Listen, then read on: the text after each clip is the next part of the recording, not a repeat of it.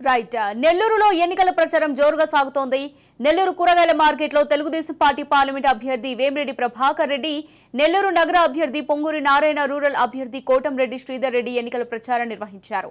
ఈ ప్రచారంలో భాగంగా మాజీ మంత్రి పొంగూరి నారాయణ మాట్లాడుతూ కూరగాయల మార్కెట్లో ప్రధానంగా వ్యాపారస్తులందరూ తాగునీటి కష్టం అధికంగా ఉందని మా దృష్టికి తీసుకొచ్చారన్నారు. తెలుగుదేశం అధికారంలోకి రాగానే ముందుగా అందరికీ వాటర్ కనెక్షన్లు ఏర్పాటు చేసి వాటర్ సమస్యను పరిష్కరిస్తామని హామీ ఇచ్చారు. వ్యాపారస్తులందరూ వైసీపీ దెబ్బకు పక్క రాష్ట్రాలకు వెళ్లిపోతున్నారని ఎద్దేవా చేశారు.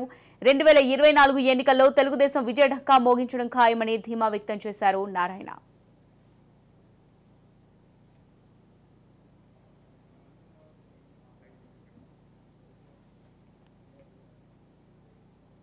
నేను శ్రీధర్ రెడ్డి గారు ఎంపీ గారు ఈరోజు ప్రచారం స్టార్ట్ చేయడం జరిగింది.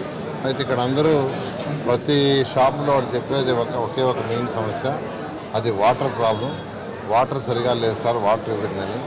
ప్రభుత్వం రాగానే వచ్చిన వెంటనే వాటర్ కనెక్షన్ ఇప్పిస్తామని మీ అందరికీ ఇక్కడ ఉన్న అందరి యొక్క సమస్యలు తెలుస్తున్నాను. అదేవిధంగా ఫర్దర్గా ఏం చేయాలి, వీళ్ళ రిక్వైర్మెంట్ ఏంటంటే మళ్ళీ కూర్చొని ఈ మార్కెట్లో ఉన్న అందరూ ఎవరెవరు ఉన్నారో వాళ్ళందరితో కూర్చొని వాళ్ళ సమస్యలు ఇంకేమైనా ఉంటే అవన్నీ కూడా తీరుస్తామని నేను అందరికీ హామీ ఇస్తున్నాను. వేమిరెడ్డి ప్రభాకర్ రెడ్డి గారు కావచ్చు, శ్రీధర్ రెడ్డి గారు కావచ్చు, నేను కావచ్చు. అందువల్ల మేము అందరినీ ఒకటే రిక్వెస్ట్ చేసేది, ఈరోజు రాష్ట్రంలో అరాచక పాలన జరుగుతున్నది మీ అందరికీ తెలిసిందే. డెవలప్మెంట్ అనేది లేదు. వ్యాపారస్తులు సక్రమంగా వ్యాపారం చేసుకోవాలంటే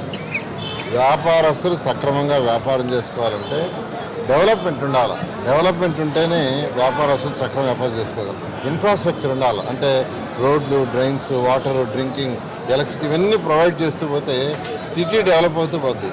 సిటీ డెవలప్ అయిపోయిన కొద్ది పాపులేషన్ పెరుగుద్ది. పాపులేషన్ పెరిగే కొద్ది వ్యాపారాలు డెవలప్ అవుతాయి.